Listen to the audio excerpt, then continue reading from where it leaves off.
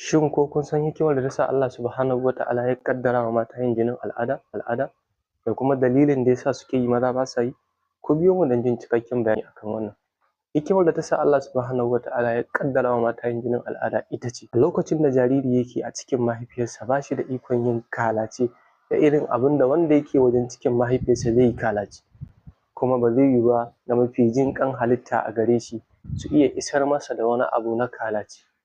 A wannan halin ne sai Allah Subhanahu wa ta'ala ya sanya wa mace waɗansu ɗige-ɗigen jini wanda jariri zai ringa samun damar yin kalace da su a lokacin da yake cikin mahaifiyar tasa, ba tare da ya buƙaci taunawa ba ko haɗiya. Kawai za su ringa ratsa jikinsa ne ta hanyar cibiya, irin yadda jininsa yake ratsa jijiyoyinsa. Fa tabarakallahu ahsanul khaliqin. Kuma da wannan ne za ka ga idan mace ta ɗauki ciki jinin al'ada yake yanke mata baya zuwa.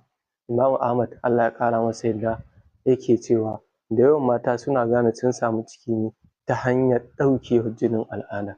Ya ɗan uwa mai sauraro, idan ka fahimci wannan zancen nawa za ka gane hikima ko dalilin da ya sa mata suke yin jinin al'ada maza ba sa yin.